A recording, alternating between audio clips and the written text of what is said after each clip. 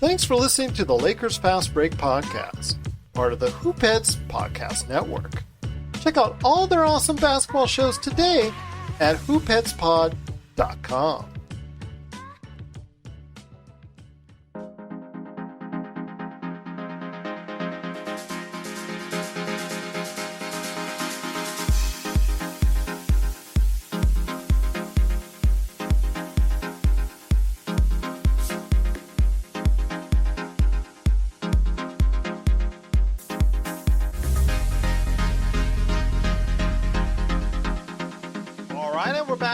Episode of the Lakers Fast Break podcast. It's Gerald Glassford coming right back at you here at Lakers Fast Break.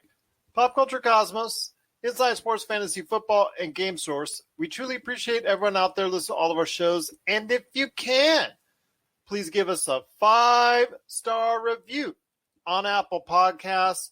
Plus, if you can like, share, subscribe, follow, or do anything that you can to support us here at the Lakers Fast Break, Lakerholics.com, and the Hoopheads Podcast Network, it is sincerely appreciated. Well, the Lakers, coming off of a great victory in Orlando, wanted to go ahead and make it 2 in a row. But unfortunately, after a seesaw back and forth first half, the second half was not the same, as the Washington Wizards just ran the Lakers out of the building. And the Lakers could never catch up as they lose by 9, 116-107. Second and third quarter alone, 20 points in the second quarter, 22 in the third. Just really not consistent offense all the way around. There were some bright spots with Andre Drummond, 17 points, 11 rebounds, but still some inconsistent play there. Anthony Davis getting back to somewhat of the Anthony Davis that we know. 10 out of 20, 26 points.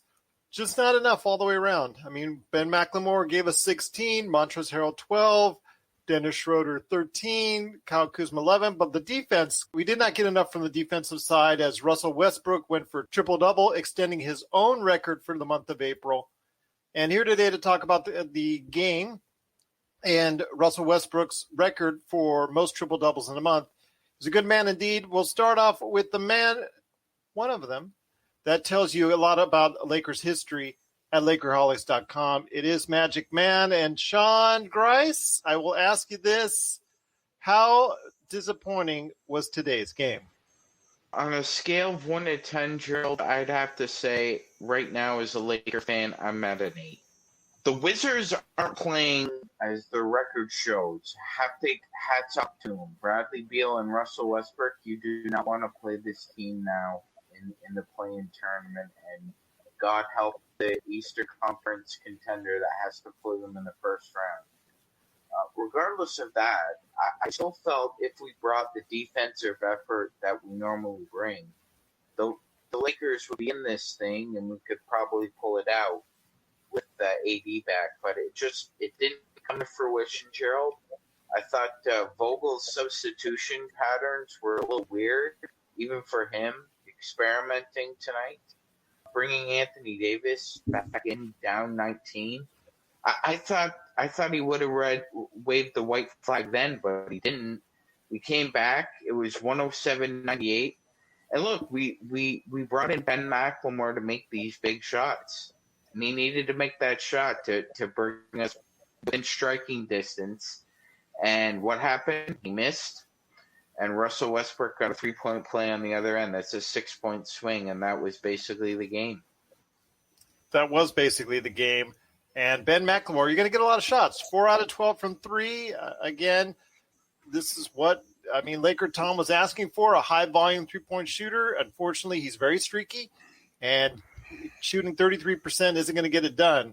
But here today to talk about the game as well is a good man indeed. You got to go ahead and check out what he does on his 2 great places to go for his articles, medium.com and Lakerholics.com. It is LakerTom, and LakerTom, like MagicMan said, you got to be disappointed in the defensive effort for today. Yeah, our defense just wasn't there. You got to give credit to the Wizards. Westbrook, everybody wrote him off in that quad injury earlier in the year, and Russell's come back and made them eat their words. He's playing great basketball. He hustles on every single play. He never gives up. And another triple-double. I mean, the guy is amazing. Beal perfectly timed shots here and there. Combination of those two guards with Caruso out and basically Schroeder having a really subpar game really makes it difficult for the Lakers. For me, everything is so screwed up because of having a low post center in there. While Drummond got his points and so forth, it just basically clogs it up for everybody else, including Schroeder, who just could not get to the rim.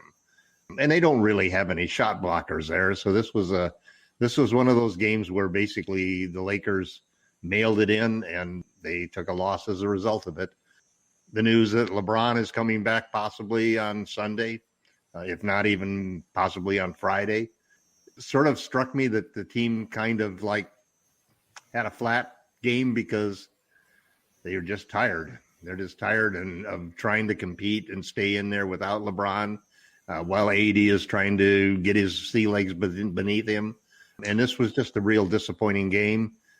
I'm not panicking, and I don't think we're going to fall into the play-in tournament. I think another 3 or 4 days or 3 or 4 games, and LeBron will be back. And then the question is going to be, do they have enough time to really get back into a rhythm before the playoffs start? And the problem that I see is that they're going to continue to start Drummond, and I think that that's going to be a disaster when we get into playoffs. Right now, as we see it, it's 36-26 is a record for the Lakers. They are a game and a half up on Dallas at this point in time. In the loss column, though, it's kind of concerning because they're only a game ahead in the loss column from the Dallas Mavericks for 6.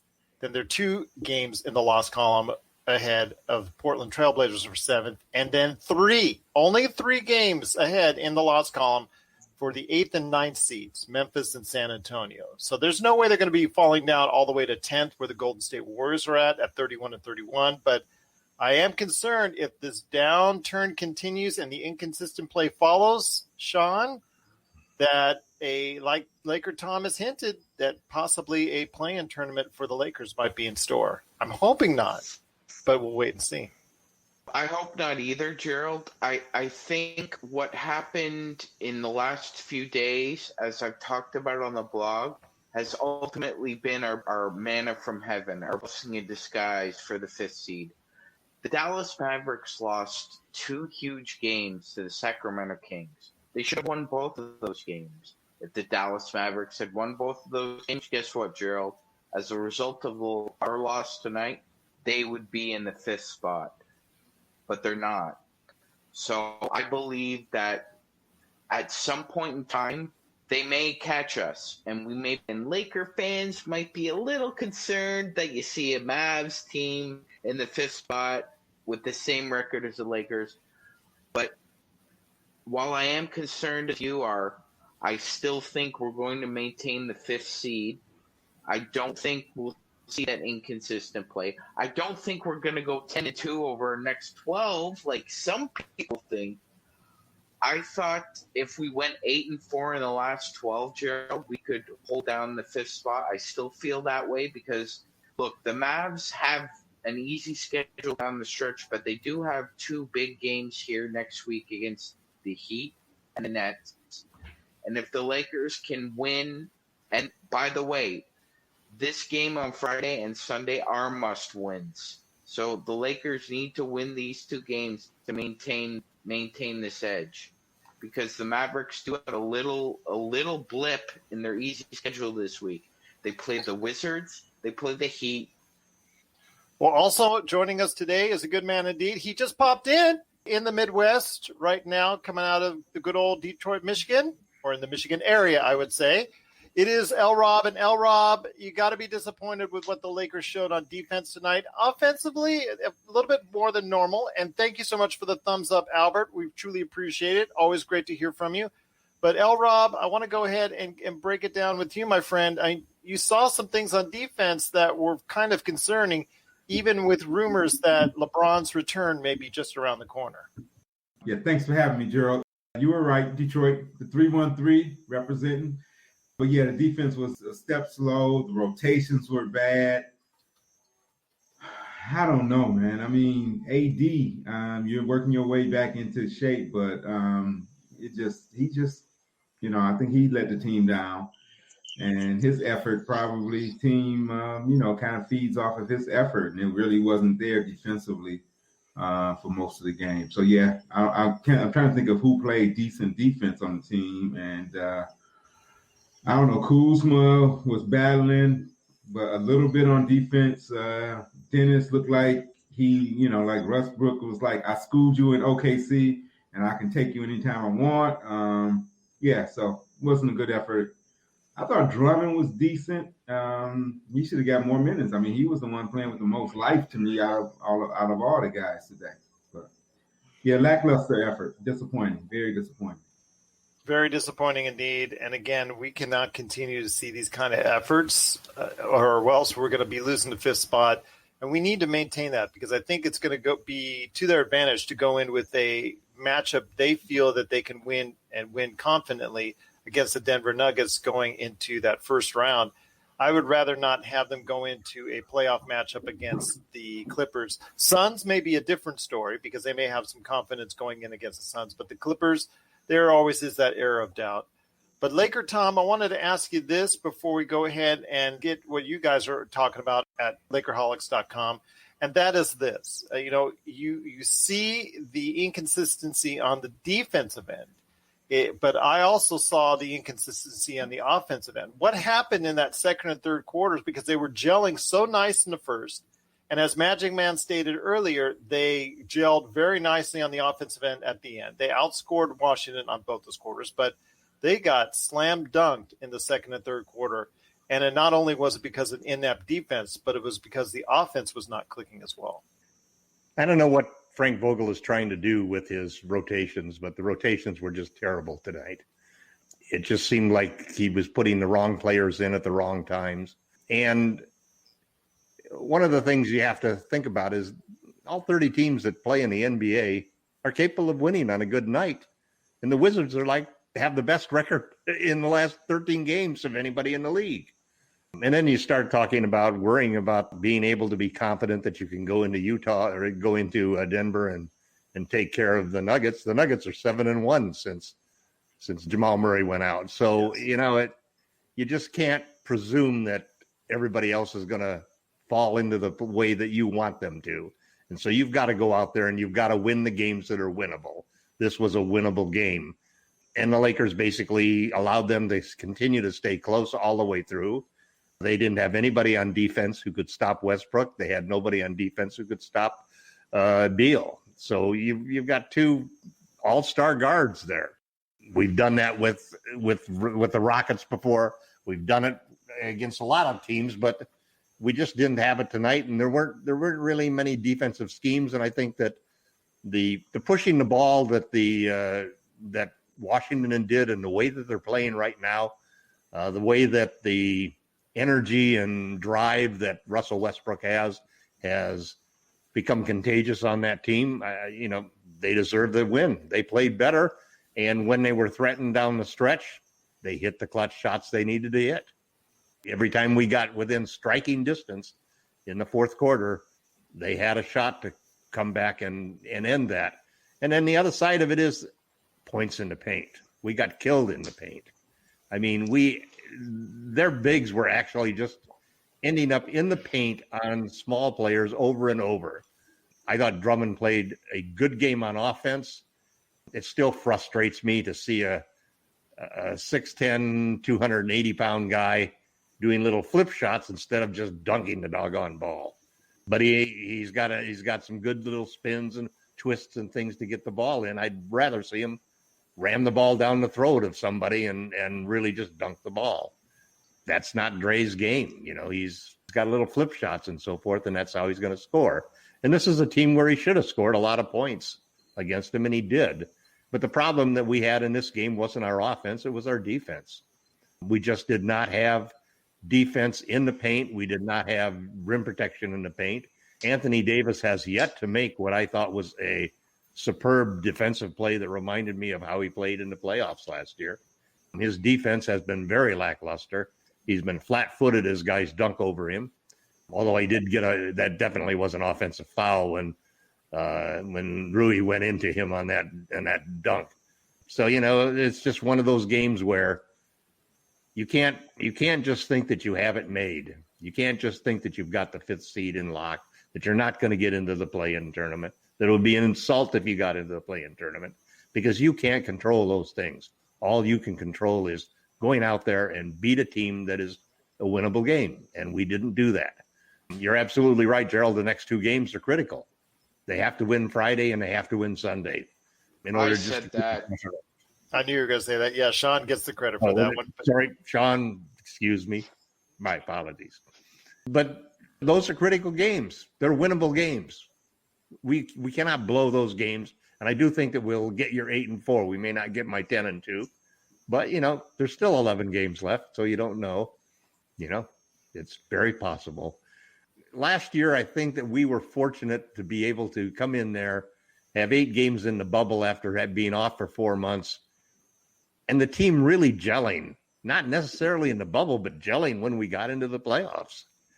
I don't think that happens most of the time. And that's really what worries me about this particular situation as we head into a similar situation, except that we've got 2 guys that have got to get their legs underneath them. They're probably going to be playing in Denver in high altitude, Mile High City, so that's not going to help. And we've got a mixed up situation in center that is causing our offense to struggle because of space being taken up. You'll notice in this game, too, that you didn't see Dennis very, very rarely got to the basket for easy layups. THT very rarely got to the basket for easy layups. And a big part of that problem, in my opinion, is not having Marc Gasol out there and instead having a low post center in there, just filling the lane up. And then the other side of that, the flip side of it, is the defense. None of the 3 centers that we have are able to anchor that defense. And frankly, at this point in time, neither is Anthony Davis. So there's so many things that have to go right. Listen, the announcers had it right when they said basically that you want the field, you choosing the field or you're choosing the Lakers. And the truth of the matter is that the Lakers aren't the favorite anymore. The field really is the favorite. This is Raphael from NBADraftJunkies.com, and you are listening to the Lakers Fast Break.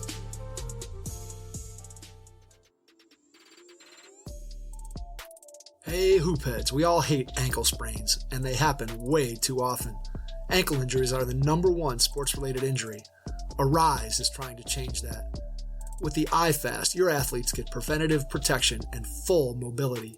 Athletes no longer need to wear bulky braces that limit performance and give mediocre protection. Anyone playing sports should be using these products. Keep your athletes in the game. Don't wait for them to get hurt to take action. Visit www.arise.com, spelled ARYSE, and use the code HOOPHEADS to get 20% off the future of performance. That's ARYSE.com with promo code HOOPHEADS to get 20% off. Well, right now, it is the Lakers once again losing tonight at Washington, 116-107. Before I go ahead and hit up LRob on this major question that's been kind of bothering me the past couple of days in regards to Dr. J, one of the greatest players of all time, one of the most beautiful players to watch, especially what he did so many fantastic things in the years. But he did say some things about LeBron here that I want to go ahead and go into before we head on out. MagicMan, you wanted to go ahead and throw in your 2 cents in with what LakerTom was saying before the break. I did, Gerald. I understand where Tom's coming from with Marc Gasol being out on the floor, but I think defenses have now figured out that Marc Gasol doesn't want to shoot. It's not that Marc can't shoot. He can. He shoots 39% from 3. He just doesn't want to shoot when he's out there. So teams are scheming around that problem that we also have with him on the floor. So that's another thing that Vogel and the staff are going to have to contend with here. Because I'm not sure if Marc Gasol at this point in his career, Gerald, is a willing shooter, even though he might have to be. I'm not sure if it's been explained to him or if they've had any conversations about that. But if what Tom's saying is true, then Marc has to shoot. That's just the only solvable problem. He has been shooting. He's been willing to take the shots, and he's averaged 4 or 5 threes per game since he's been in, and he's shooting, close to 49% or something close to that. So you're right. Earlier in the season, Sean, he would not take those shots. I think after he got benched for Drummond and he got out there on the floor and he finally understood that, hey, listen, the only thing I can do better than these other guys can do at this point in time in my career is to fire the ball from deep. And he's been willing to fire it up there. So, it's just so many big decisions that have to be made by the Lakers with very little time and no practice efforts, no practice time to really implement them. So you're going to have somebody make a seat of the pants decisions. Last year, Frank made these decisions. And I understand all of the people that say, you got to trust Frank. You got to trust Frank to do what he did last year and make those perfect decisions on exactly what to do with JaVale McGee, exactly what to do with Dwight Howard, when to use them, when to hold things together and so forth. Man, this year it's a tougher decision I think he's got to face. It's what to do with Andre Drummond and having an inside player like that. And all of it is for naught if Anthony Davis doesn't come back and start playing center defensively like he's capable of, because he didn't look like, it's just like Lee said, there were several times where he was just flat-footed while guys are dunking over him. That's not going to cut it. So there's, the Lakers are under the gun right now. Now LeBron James can come back and he could change everything. He could all of a sudden give Andre Drummond passes that he can dunk without any problem and flush over and over. He can automatically, change the whole situation with his defense, the way he plays middle linebacker in there. But man, we're starting to string ifs together, if we get this and if we get that, and if Frank does this, and if Andre can do this, if AD can do this. There's a point when you string all of those ifs together that they fall apart. And, and that becomes the year that you say, doggone it, we could have won it this year, and this is maybe one of those but years for the Lakers. Hopefully that won't be the case, but we are heading into a weekend where we do need 2 big wins just before we get into some really heavy games. Coming back for a home stand is going to include some tough games. But before we head on out and before we talk to Sean and LakerTom about what they're working on at LakerHolics.com, I've got a question for LRob. And this is something I've been wanting to ask you guys now for a little while, in a couple days now, in regards to some comments that Dr. J, Julius Erving, again, one of the greatest players to ever play the game, one of the most beautiful individuals to watch in the air, and his creativity is second to none.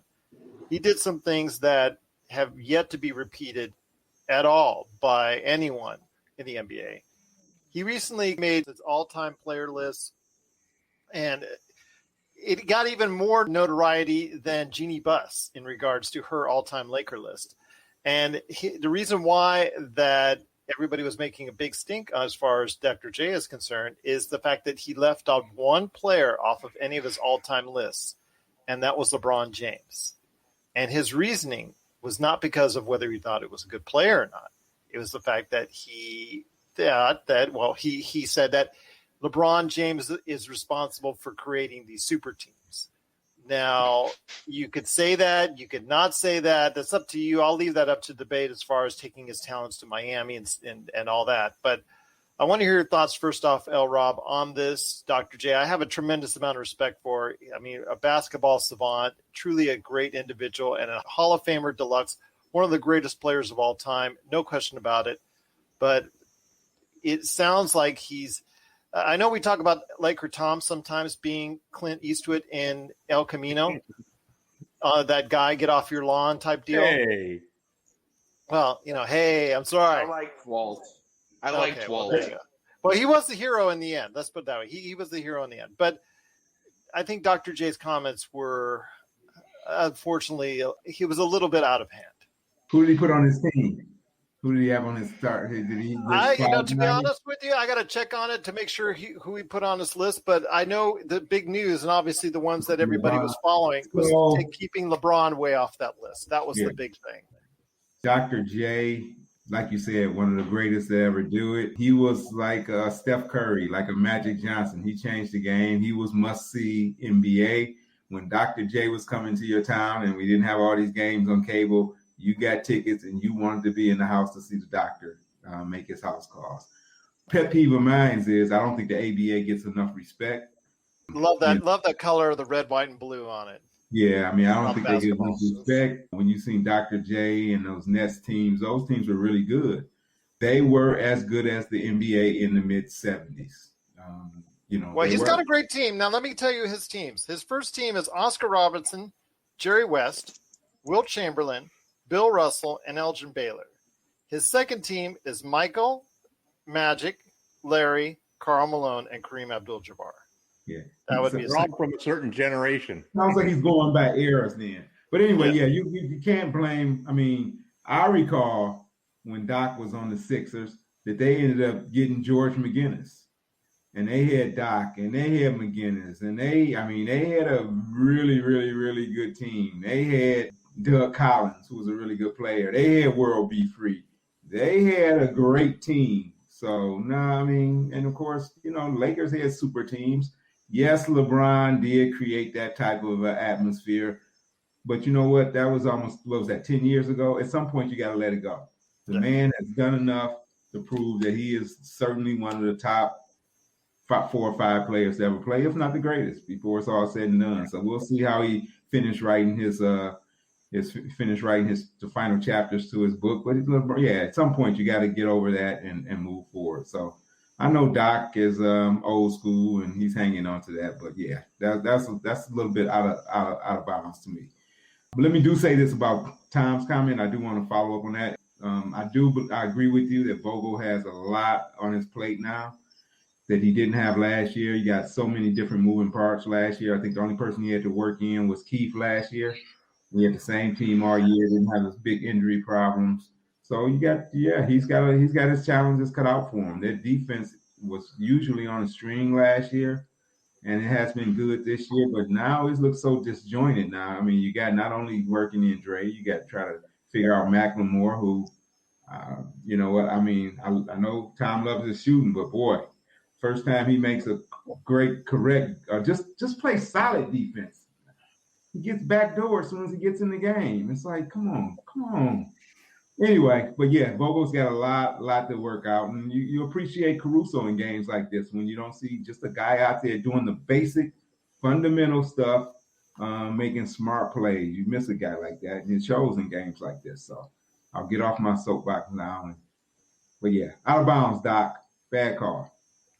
Well said, my friend. Well said. Go ahead, Sean. I was gonna say, Gerald, LeBron's him. I think if you ask most basketball historians and most basketball junkies, you could go by eras. But I mean, if we were talking about the top 5, top 10, LeBron's on anyone's list. Who's except for Dr. J's. Yeah, obviously, right? So it's disappointing. You know, he had a great start to his career as a Virginia Squire. You know, George Gervin talks about how the Iceman talks about how the Doc schooled him on basketball and how to be a pro. Ice under his knees. Yeah. And, you know, he's an ABA champion. He's an NBA champion. He's won MVPs in both leagues. I believe he's the only player to accomplish both of those feats. He's Didn't Rick Barry didn't Barry win? I know he won an ABA MVP. He didn't win a championship in the ABA. Rick didn't. No, he won with the Golden State Warriors. I don't know if he won a NBA. I'll look that up. No, I don't think Oakland won a championship with them. I could be wrong. Oakland Oaks. No. They Golden State won a championship. Yeah, no, he was on Oakland. I mean, in Oakland. Yeah. Of course. Okay.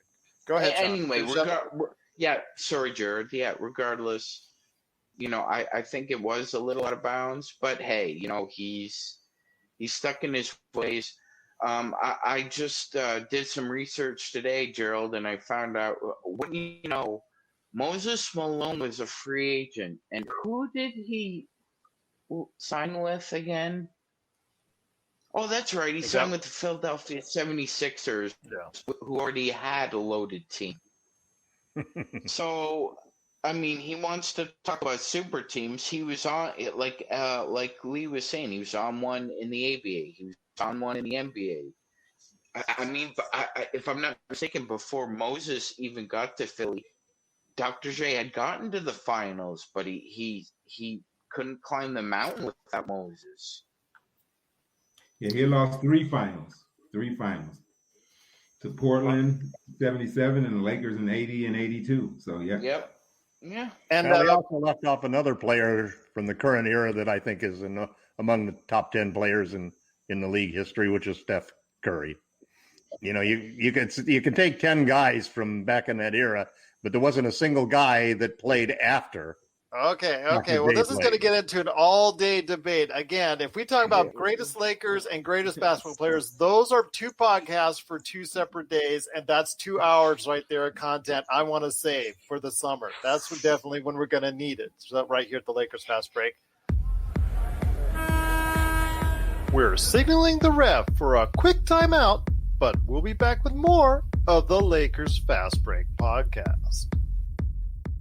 Check out what's been going on with the Pop Culture Cosmos Show and the PCC Multiverse. People are just losing their minds trying to consume Marvel products right now, and I don't blame them. This is some of the best entertainment you can get on TV and big screen right now. If something's going to be successful or not, they look at the mentions, they look at the likes, they look at the retweets and the tweets and the subtweets and the tweets, and they look at all of that to say, okay, this is actually going to garner a lot of attention. Is it going to be enough, though? I think the fish out of water syndrome might be enough for somebody like us, because it's going to be hilarious to watch two stoner kids we saw barely make it through high school now live in a society that they fully don't understand because they've been stuck in a decade and never came out of it. Facebook stars, not ninja stars, okay? I know how some people take things literally, so don't throw ninja stars at us, but like the Facebook stars. Click on those. That's what we want. That's the Pop Culture Cosmos Show. And the PCC Multiverse.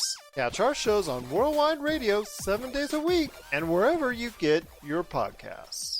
I do want to thank Albert once again for the thumbs up and his great comments, plus Vincent. I want to thank you so much for your great comments. Yes, we are eagerly anticipating LeBron's return.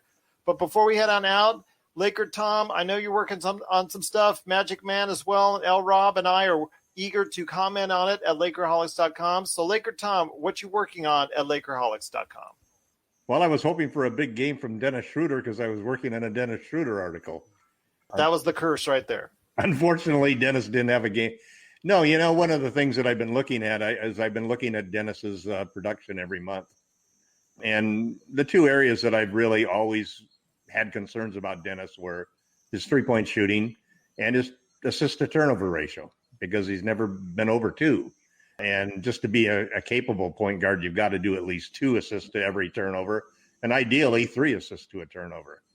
So I went back, you know, I'm looking in my mind and looking in my history and saying, you know, Dennis's ability to get to the rim is something that's really special. I don't know of another player in the league who can, on speed and quickness and change of pace, get layups like Dennis can. It's really an exceptional talent. And then if you combine that with the physical talent of Talen Horton-Tucker to be able to get to the rim in a whole different type of style where it's a power move and so forth. And you look at those two guys and you figure that this is one of the problems that the Lakers have in their whole lineup, which is that they have a whole bunch of guys who can get to the rim, but they need a bunch of guys out there also who can shoot threes to open up the floor, and they don't have those. Talen's weakness is a 3 right now. One of Dennis's weaknesses is a 3 right now. So I started looking at comps, and in the obvious comp, and if you ask any basketball historian, Sean, for the obvious comp to Dennis Schroeder, and it's Tony Parker. You know, as another guy who basically had some problems with his assist-to-turnover ratio.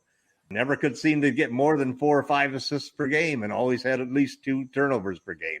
Shot a 32%, I think, career three-point shooter. But another guy who, if you give him a step, he will beat you to the rim and he'll make a layup and he'll finish as well as a guy who dunks the ball on drives and so forth. The last month, Dennis Schroeder has played the kind of basketball that is probably worth 4 years and $100 million for the Lakers. How well he does in the playoffs, if he can continue to play that well. And the big thing is his turnover ratio. He's really up to his assists to 7 or 8 per game, and he's lowered his turnovers or kept them down around 2. So he's well over 3 for the month of April, and he's shooting 39% from deep. I think that there's an opportunity that if the Lakers do win a championship this year, Dennis Schroeder is going to be a big part of that. And if he does that, the Lakers would be foolish to let him walk for nothing. And as Bobby Marks from ESPN just stated today on Twitter, because Dennis Schroeder just played his 58th game today, and if the Lakers do end up winning the championship, he'll be $500,000 richer because of it. So, and actually $250 if they just make the finals. But then again, if you're there, you might as well win. Once again, that's a good sign for the Lakers when you look at the whole picture, because Tony Parker won 4 championships. 2003, 2005, 2007, and then came back in 2014 with the best season that he'd had. If Dennis Schroeder could win 4 championships for the Lakers, that would be quite an accomplishment. And he's young enough. He's young enough to do it, and he's improving. And they're saying the right things. LeBron and AD are telling him to continue to be just as aggressive when they come back. That could be an important element of it. That's one of the decisions, for example, that Vogel's got to decide where the ball is going to be. Who's going to have the ball? Are you going to just give it to LeBron and just change how you totally played all year long? Or are you going to give it to Caruso and let LeBron be more of a scorer this time? Working off of the ball, getting him passes in the middle and so forth. Frank's got a challenge this year. We'll find out. And I thought he should have got Coach of the Year last year, but obviously they don't count the playoffs in the voting for that particular award. It'll be interesting to see how he does this year. If he can repeat the quality of job that he did as a head coach for the Lakers last year in the playoffs, then the Lakers still have a chance. Well, the Lakers do have very much of a chance, I believe. And LeBron is coming around the corner. I hear he's getting closer and closer to a magical start date. It could be as early as Friday. Could be early as Sunday. Who knows? But I will tell you what's happening on Friday is that we will be back on Friday in some form or fashion. I will be doing it from a remote, so we'll see how that goes. It may be the worst sounding podcast ever. It may be the best. We'll wait and see. But again, the Lakers will be playing on Friday, so you want to make sure you're tuning into us right here at the Lakers Fast Break. But if you have any questions for us, LakersFastBreak@yahoo.com, also as well at LakerTom. Sean Grice is also on Twitter. Sean, what is I always forget your Twitter handle. Yeah, well, you know what, Gerald? I deactivated an account. See, there you go. A new one. Okay, because why don't it be like, how about this? I'll give you a good at LakerTom's ghost handle. I don't know. At LakerTom's phone. Yeah, there you go. Yeah, I'll figure. I'll add that into the insult about comparing me with. Oh, you know it's all in good fun. You know it's all in good fun. It's all in good fun. I got nothing but love for you, LakerTom. But, somebody's got to keep you on your toes while Jamie Sweet's not here. So, he's the guy that's supposed to do it. But he does it on the blog. Oh, that's true. That's true. He'll disagree with anything I say. Sky is blue. Jamie will come back and say, no, it's not. Yeah, just because. But you got to check out those conversations today at Lakerholics.com. Want to go ahead and thanks so much LRob, Sean, MagicMan, LakerTom for being on today's show. If you have any questions, once again, LakersFastBreak@yahoo.com or at LakersFastBreak or at LakerTom on Twitter, or whenever MagicMan decides to go ahead and activate his LakerTom clone account. We'll wait and see. But again, the Lakers did come up just a tad short, 116-107. We will be back here on Friday after the game against Sacramento. It's a home game, so it'll be late. So hopefully they'll give me plenty of time to set up shop in a remote location. Won't say where yet, but it'll be in a remote location. Once again, thank you so much to LRob, LakerTom, and MagicMan. Also, give a big shout out to the Hoopheads Podcast Network. Please catch some of their great shows. And then also, our show is on Dash Radio every Sunday at 4 a.m. So please go ahead and check us out there. But again, the Lakers lose 116-107, and we'll be back on Friday night to start your weekend. Hopefully with LeBron James. We're keeping our fingers crossed. Maybe coming back on the way this weekend. And we'll tell you all about it coming up this weekend right here at the Lakers Fast Break Podcast.